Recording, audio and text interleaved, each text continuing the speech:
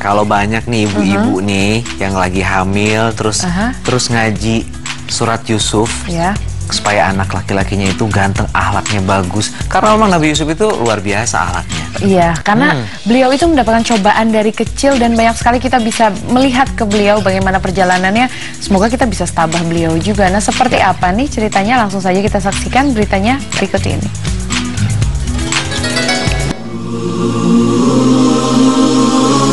Kisah Nabi Yusuf alaihissalam.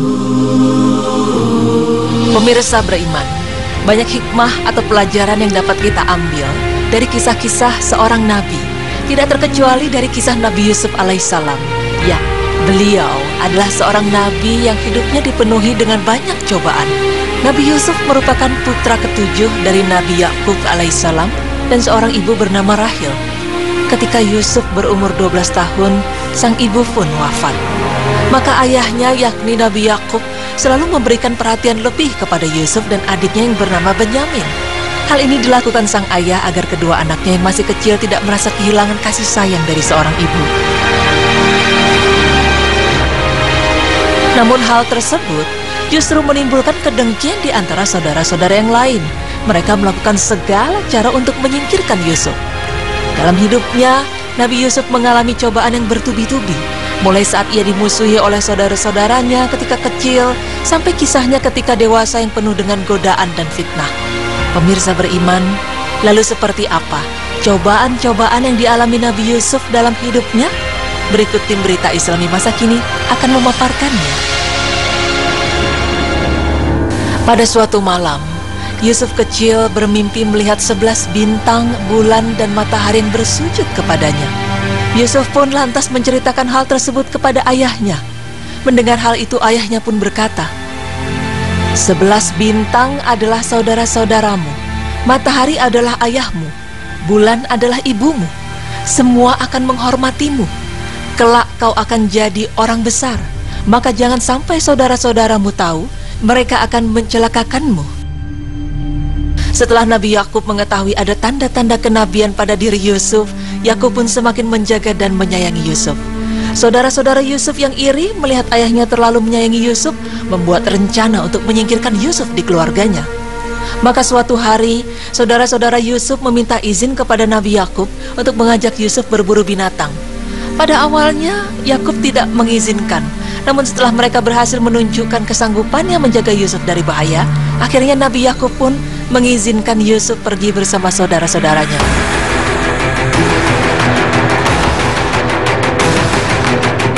Mereka pun berjalan menuju tempat yang jauh dan belum pernah mereka tempuh. Mereka mencari sumur yang sering dilewati oleh para kafilah, di mana sumur tersebut direncanakan sebagai tempat dibuangnya Nabi Yusuf. Yusuf yang mengetahui niat jahat saudara-saudaranya, awalnya sempat melakukan perlawanan kepada mereka. Namun mereka memukulinya dan memerintahkan Yusuf untuk melepas baju. Lalu mereka pun menceburkannya ke dalam sumur dalam keadaan telanjang. Untuk menutupi perbuatan jahatnya, saudara-saudara Yusuf menyembelih hewan sejenis kambing atau rusa untuk diambil darahnya dan dilumuri ke pakaian Yusuf. Namun mereka lupa untuk merobek-robek pakaian Nabi Yusuf. Mereka malah membawa kain yang masih utuh dan hanya berlumuran darah.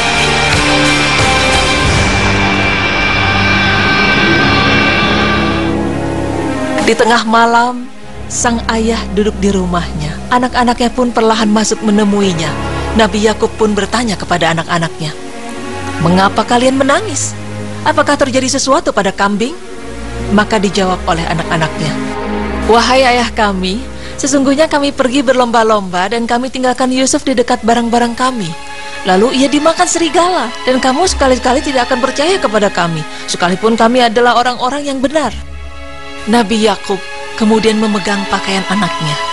Ia mengetahui bahwa anak-anaknya sedang berbohong kepadanya.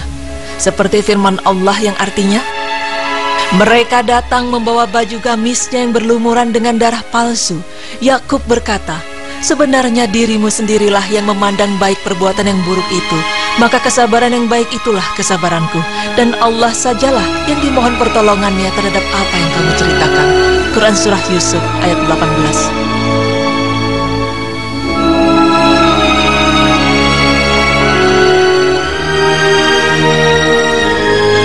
Kekuasaan Allah sangatlah luar biasa.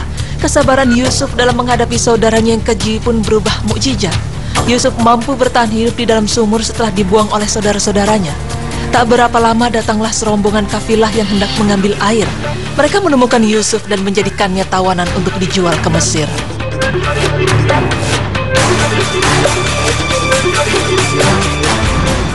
Sesampainya di Mesir, Yusuf benar-benar dijual sebagai budak. Pembelinya bernama Kiftir, seorang menteri kerajaan. Kemudian menteri tersebut menyerahkan Yusuf kepada istrinya yang bernama Julaikha. Kiftir dan Julaikha pun menjadikan Yusuf sebagai anak angkatnya. Dan kini Yusuf hidup di lingkungan kerajaan Mesir. Makin lama makin nampaklah Yusuf sebagai pemuda yang gagah rupawan, lagi cerdas. Maka Julaikha mengangkatnya sebagai kepala pelayan di istana. Waktu pun berlalu. Nabi Yusuf tumbuh sebagai pemuda yang kuat dan sangat tampan. Julaikha pun mulai tertarik pada Nabi Yusuf. Bukan tertarik sebagai ibu dan anak, justru Julaikha tertarik dengan Yusuf seperti selayaknya seorang wanita yang tertarik kepada lelaki dewasa. Julaikha pun berkata kepada Yusuf, "Marilah Yusuf, seluruh jiwa dan ragaku kuserahkan kepadamu." Yusuf hampir tergoda, namun ia segera ingat kepada Allah Subhanahu wa Ta'ala. Ia pun berkata, "Aku berlindung kepada Allah dari perbuatan maksiat ini. Bagaimanakah aku akan melakukan perbuatan ini sedang suamimu adalah tuanku yang telah memuliakan dan berbuat baik kepadaku? Tidaklah patut jika suatu kebaikan dibalas dengan penghinaan." Maka Yusuf pun berusaha lari dari Julaikha yang telah dikuasai iblis untuk melakukan perbuatan hina itu. Kiftir yang mengetahui Yusuf dikejar oleh Julaikha memaksa Yusuf dan Julaikha untuk menjelaskan apa yang telah terjadi. Julaikha memfitnah Yusuf. Julaikha berkata pada suaminya bahwa Yusuf telah berusaha untuk menodainya. Isu ini pun semakin merebak ke seluruh penjuru. Akhirnya untuk menutupi rasa malunya, Kiftir memasukkan Yusuf ke dalam penjara. Namun sesungguhnya, Kiftir mengetahui hal yang sebenarnya terjadi pada Julaikha dan Yusuf. Memang tak ada jalan lain bagi Kiftir untuk menutupi rasa malunya selain memasukkan Yusuf ke penjara. Karena jika ia tidak melakukan hal tersebut, ia khawatir Julaikha akan terus tergoda dengan ketampanan Nabi Yusuf. Hal tersebut tak lantas membuat Nabi Yusuf putus asa dan merasa mendapat ketidakadilan. Yusuf memanfaatkan waktunya di penjara untuk berdakwah di jalan Allah. Di dalam penjara, Nabi Yusuf memperlihatkan kemampuannya yang dapat menafsirkan mimpi. Yusuf tinggal satu jeruji dengan dua orang lainnya. Suatu hari salah satu dari mereka bermimpi bahwa ia berdiri di suatu tempat dengan roti di atas kepalanya. Kemudian roti itu dimakan oleh burung yang terbang. Pun demikian dengan seorang lainnya yang bermimpi memberikan minuman khamr kepada raja. Mereka pun mendatangi Yusuf dan menceritakan mimpinya. Dan perlahan Yusuf pun menafsirkan mimpi-mimpi itu.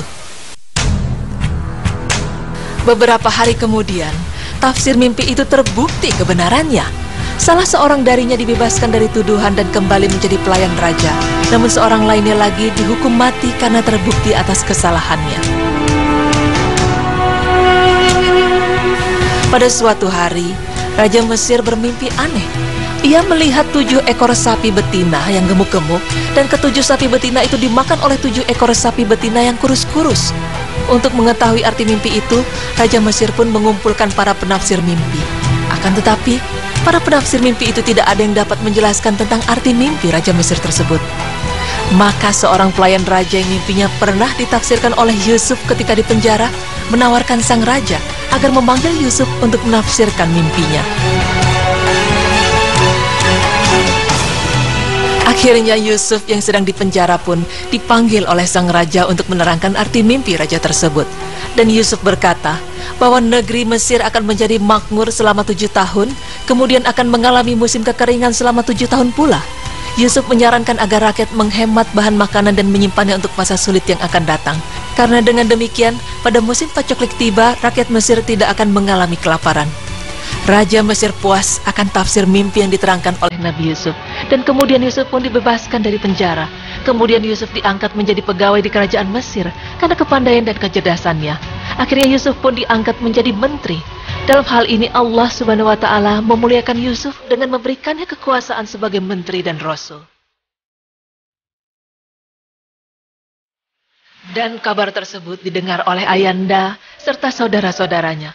Maka berangkatlah mereka ke Mesir untuk menemui Yusuf. Dengan segala kerendahan hati dan sifatnya yang lapang dada, Yusuf memaafkan segala kesalahan saudara-saudaranya yang pernah menzoliminya. Subhanallah.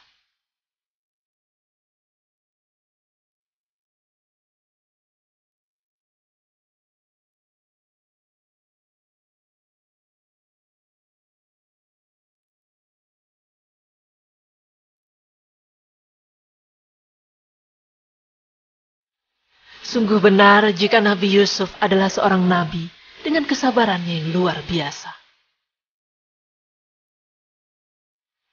Pemirsa beriman, ketegaran hidup Nabi Yusuf alaihissalam dalam menghadapi segala cobaan dapat menjadi teladan bagi kita semua, karena sungguh Allah Ta'ala memberikan cobaan hidup sesuai dengan kesanggupan hamba-hambanya. Allah Subhanahu wa Ta'ala hanya meminta hambanya untuk tetap bersabar dan berupaya dalam menghadapi segala cobaan darinya. Semoga kisah Nabi Yusuf alaihissalam tadi dapat menambah keimanan kita kepada Allah Ta'ala. Amin. Ya Rabbal Alamin. Allahu Akbar. La ilaha illallah.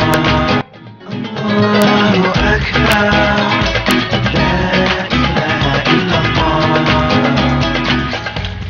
Ya baik, pemirsa, nggak kerasa banget ya Ayah, waktunya udah habis lagi. Dan tadi dari kisah Nabi Yusuf luar biasa banget. Nggak terbayangkan buat saya bahwa ketika gimana rasanya dimusuhin sama saudara-saudara sendiri ya. Tapi tetap sabar ya. Tidak membalas dengan kejelekan ya. Betul tapi banget. tetap dengan kebaikan, sehingga akhirnya orang-orang di sekitarnya pun melihat bahwa dia sangat-sangat tulus, baik, dan insya Allah kita bisa mencontohnya ya. Ya betul sekali. Dan tadi juga kita telah belajar bahwa Dracula itu nggak cuma sekedar tokoh fiktif, tapi ternyata ada sejarahnya siapa seorang Dracula.